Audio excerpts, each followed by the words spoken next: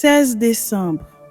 1 Timothée chapitre 1er, chapitre 2, chapitre 3, chapitre 4, chapitre 5, chapitre 6.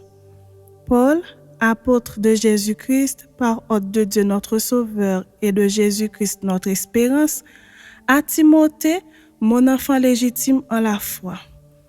Que la grâce, la miséricorde et la paix te soient données de la part de Dieu le Père et de Jésus-Christ notre Seigneur. Je te rappelle l'exhortation que je te fis à mon départ pour la Macédoine lorsque je t'engageais à rester à Éphèse afin de recommander à certaines personnes de ne pas enseigner d'autres doctrines et de ne pas s'attacher à des fables et à des généalogies sans fin qui produisent des discussions plutôt qu'elles n'avancent l'œuvre de Dieu dans la foi. Le but du commandement, c'est une charité venant d'un cœur pur, d'une bonne conscience et d'une foi sincère. Quelques-uns, s'étant détournés de ces choses, se sont égarés dans de vains discours. Ils veulent être docteurs de la loi et ils ne comprennent ni ce qu'ils disent ni ce qu'ils affirment.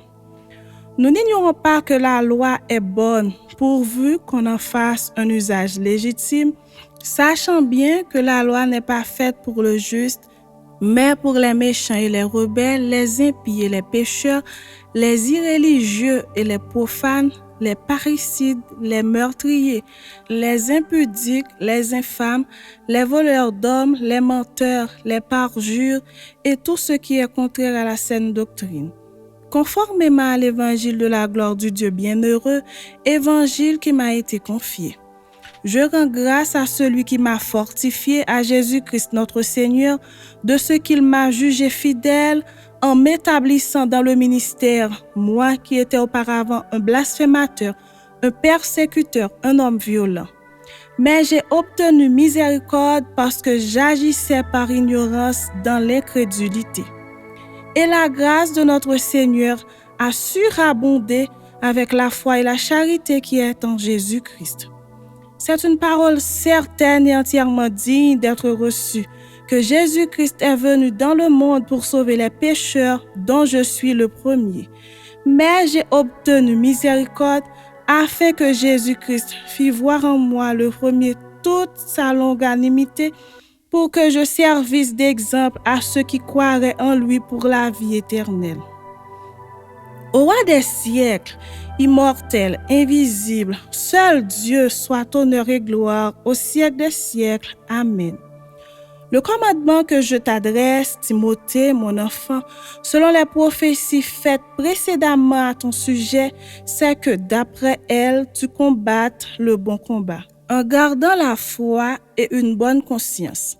Cette conscience, quelques-uns l'ont perdue et ils ont fait naufrage par rapport à la foi. De ce nombre sont Hyménée et Alexandre que j'ai livrés à Satan afin qu'ils apprennent à ne pas blasphémer. Chapitre 2. J'exhorte donc, avant toute chose, à faire des prières, des supplications, des requêtes, des actions de grâce pour tous les hommes, pour les rois et pour tous ceux qui sont élevés en dignité, afin que nous menions une vie paisible et tranquille en toute piété et honnêteté. Cela est bon et agréable devant Dieu notre Sauveur, qui veut que tous les hommes soient sauvés et parviennent à la connaissance de la vérité. Car il y a un seul Dieu et aussi un seul médiateur entre Dieu et les hommes, Jésus-Christ, homme, qui s'est donné lui-même en rançon pour tous. C'est là le témoignage rendu en son propre temps et pour lequel j'ai été établi prédicateur et apôtre. Je dis la vérité, je ne mens pas, chargé d'instruire les païens dans la foi et la vérité. Je veux donc que les hommes prient en tout lieu, en élevant des mains pures, sans colère ni mauvaise pensée. Je veux aussi que les femmes, vêtues d'une manière décente, avec pudeur et modestie, ne se parent ni de tresses, ni d'or, ni de perles, ni d'habits somptueux, mais qu'elles se parent de bonnes œuvres, comme il convient à des femmes qui font profession de servir Dieu. Que la femme écoute l'instruction en silence avec une entière soumission. Je ne permets pas à la femme d'enseigner ni de prendre de l'autorité sur l'homme, mais elle doit demeurer dans le silence. Car Adam a été formé le premier, Ève ensuite. Et ce n'est pas Adam qui a été séduit, c'est la femme qui séduite s'est rendue coupable de transgression. Elle sera néanmoins sauvée en devenant mère si elle persévère avec modestie dans la foi, dans la charité et dans la sainteté. Chapitre 3. Cette parole est certaine. Si quelqu'un aspire à la charge d'évêque, il désire une œuvre excellente. Il faut donc que l'évêque soit irréprochable, mari d'une seule femme, sobre, modéré, réglé dans sa conduite, hospitalier, propre à l'enseignement. Il faut qu'il ne soit ni adonné au vin, ni violent, mais indulgent, pacifique, désintéressé. Il faut qu'il dirige bien sa propre maison et qu'il tienne ses enfants dans la soumission et dans une parfaite honnêteté. Car si quelqu'un ne sait pas diriger sa propre maison, comment prendra-t-il soin de l'Église de Dieu? Il ne faut pas qu'il soit un nouveau converti, de peur qu'enflé d'orgueil, il ne tombe sous le jugement du diable. Il faut aussi qu'il reçoive un bon témoignage de ceux du dehors, afin de ne pas tomber dans l'opprobre et dans les pièges du diable.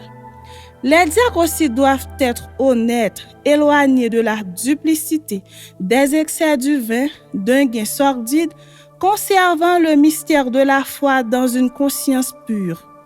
Qu'on les éprouve d'abord et qu'ils exercent ensuite leur ministère s'ils sont sans reproche.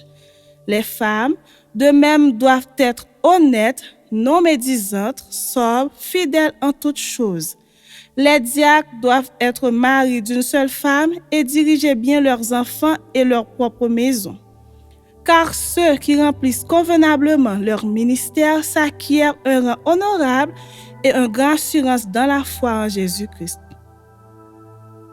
Je t'écris ces choses avec l'espérance d'aller bientôt vers toi, mais afin que tu saches, si je tarde, comment il faut se conduire dans la maison de Dieu, qui est l'Église du Dieu vivant, la colonne et l'appui de la vérité. Et sans contredit, le ministère de la piété est grand. Celui qui a été manifesté en chair, justifié par l'Esprit, vu des anges, prêché aux gentils, cru dans le monde, élevé dans la gloire. Chapitre 4.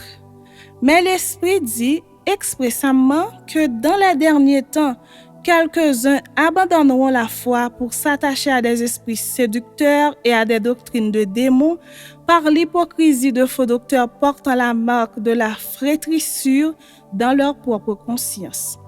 Prescrivant de ne pas se marier et de s'abstenir d'aliments que Dieu a créés pour qu'ils soient pris avec action de grâce par ceux qui sont fidèles et qui ont connu la vérité. Car tout ce que Dieu a créé est bon et rien ne doit être rejeté, pourvu qu'on le prenne avec action de grâce, parce que tout est sanctifié par la parole de Dieu et par la prière. En exposant ces choses aux frères, tu seras un bon ministre de Jésus-Christ, nourri des paroles de la foi et de la bonne doctrine que tu as exactement suivies. Repousse les contes profanes et absurdes. Exerce-toi à la piété, car l'exercice corporel est utile à peu de choses, tandis que la piété est utile à tout, ayant la promesse de la vie présente et de celle qui est à venir. C'est là une parole certaine et entièrement digne d'être reçue. Nous travaillons, en effet, et nous combattons, parce que nous mettons notre espérance dans le Dieu vivant, qui est le sauveur de tous les hommes, principalement des croyants. Déclare ces choses et enseigne-les. Que personne ne méprise ta jeunesse, mais sois un modèle pour les fidèles, en parole, en conduite, en charité, en foi, en pureté. Jusqu'à ce que je vienne, applique-toi à la lecture, à l'exhortation, à l'enseignement. Ne néglige pas le don qui est en toi et qui t'a été donné par prophétie avec l'imposition des mains de l'Assemblée des anciens. Occupe-toi de ces choses, donne-toi tout entier à elles, afin que tes progrès soient évidents pour tous. Veille sur toi-même et sur ton enseignement. Persévère dans ces choses, car en agissant ainsi, tu te sauveras toi-même et tu sauveras ceux qui t'écoutent. Chapitre 5. Ne réprimande pas rudement le vieillard, mais exhorte-le comme un père. Exhorte les jeunes gens comme des frères, les femmes âgées comme des mères, celles qui sont jeunes comme des sœurs en toute pureté. Honore les veuves qui sont véritablement veuves. Si une veuve a des enfants ou des petits-enfants, qu'ils apprennent avant tout à exercer la piété envers leur propre famille et à rendre à leurs parents ce qu'ils ont reçu d'eux, car cela est agréable à Dieu. Celle qui est véritablement veuve et qui est demeurée dans l'isolement met son espérance en Dieu et persévère nuit et jour dans les supplications et les prières. Mais celle qui vit dans les plaisirs est morte, quoique vivante. Déclare-leur ces choses afin qu'elles soient irréprochables. Si quelqu'un n'a pas soin des siens, et principalement de ceux de sa famille, il a renié la foi et il est pire qu'un infidèle. Qu'une veuve, pour être inscrite sur le rôle, n'ait pas moins de 60 ans, qu'elle ait été femme d'un seul mari, qu'elle soit recommandable par de bonnes œuvres, ayant élevé des enfants, exercer l'hospitalité, laver les pieds des saints, secourir les malheureux, pratiquer toute espèce de bonne œuvre. Mais refuse les jeunes veuves, car lorsque la volupté les détache du Christ, elles veulent se marier et se rendent coupables en ce qu'elles violent leur premier engagement. Avec cela, étant oisives, elles apprennent à aller de maison en maison. Et non seulement elles sont oisives, mais encore causeuses et intrigantes, disant ce qu'il ne faut pas dire. Je veux donc que les jeunes se marient, qu'elles aient des enfants, qu'elles dirigent leur maison, qu'elles ne donnent à l'adversaire aucune occasion de médire. Car déjà quelques-uns se sont détournés pour suivre Satan. Si quelque fidèle, homme ou femme, a des veuves qui les assistent, et que l'Église n'en soit point chargée, afin qu'elle puisse assister celles qui sont véritablement veuves. Que les anciens qui dirigent bien soient jugés dignes d'un double honneur, surtout ceux qui travaillent à la prédication et à l'enseignement. Car l'Écriture dit « Tu n'emmuselleras point le bœuf quand il foule le grain, et l'ouvrier mérite son salaire. » Ne reçois point d'accusation contre un ancien, si ce n'est sur la déposition de 2 ou 3 témoins. Ceux qui pêchent, reprends-les devant tous, afin que les autres aussi éprouvent de la crainte. Je te conjure devant Dieu, devant Jésus-Christ et devant les anges élus, d'observer ces choses sans prévention et de ne rien faire par faveur. N'impose les mains à personne avec précipitation et ne participe pas au péché d'autrui. Toi-même, conserve-toi pur. Ne continue pas à ne boire que de l'eau, mais fais usage d'un peu de vin à cause de ton estomac et de tes fréquentes indispositions. Les péchés de certains hommes sont manifestes, même avant qu'on les juge, tandis que chez d'autres, ils ne se découvrent que dans la suite. De même, les bonnes œuvres sont manifestes et celles qui ne le sont pas ne peuvent rester cachées. Chapitre 6. Que tous ceux qui sont sous le joug de la servitude regardent leur maître comme dit de tout honneur, afin que le nom de Dieu et la doctrine ne soient pas blasphémés. Et que ceux qui ont des fidèles pour maîtres ne les méprisent pas sous prétexte qu'ils sont frères, mais qu'ils les servent d'autant mieux que ce sont des fidèles et des bien-aimés qui s'attachent à leur faire du bien. Enseigne ces choses et recommande-les. Si quelqu'un enseigne de fausses doctrines et ne s'attache pas aux saintes paroles de notre Seigneur Jésus-Christ et à la doctrine qui est selon la piété, il est enflé d'orgueil, il ne sait rien et il a la maladie des questions oiseuses et des disputes de mots, d'où naissent l'envie, les querelles, les calomnies, les mauvais soupçons, les vaines discussions d'hommes corrompus d'entendement, privés de la vérité et croyant de la piété est une source de gain. C'est en effet une grande source de gain que la piété avec le contentement, car nous n'avons rien apporté dans le monde et il est évident que nous n'en pouvons rien emporter. Si donc nous avons la nourriture et le vêtement, cela nous suffira. Mais ceux qui veulent s'enrichir tombent dans la tentation, dans le piège et dans beaucoup de désirs insensés et pernicieux qui plongent les hommes dans la ruine et la perdition. Car l'amour de l'argent est une racine de tous les maux. Et quelques-uns, en étant possédés, se sont égarés loin de la foi et se sont jetés eux-mêmes dans bien des tourments.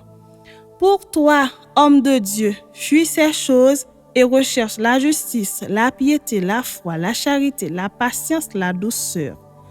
Combat le bon combat de la foi, saisis la vie éternelle à laquelle tu as été appelé et pour laquelle tu as fait une belle confession en présence d'un grand nombre de témoins.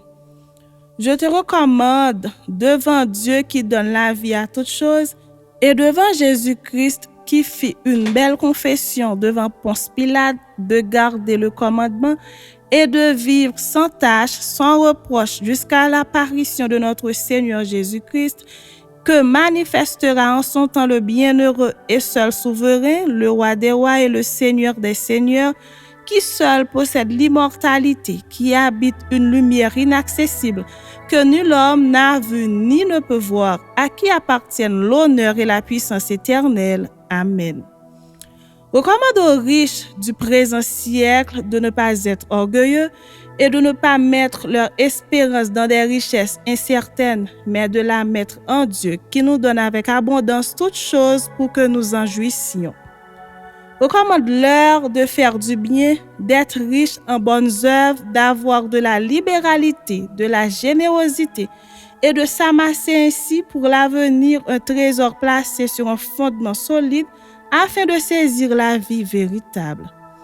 Ô Timothée, garde le dépôt en évitant les discours vains et profanes et les disputes de la fausse science dont font profession quelques-uns qui se sont ainsi détournés de la foi. Que la grâce soit avec vous.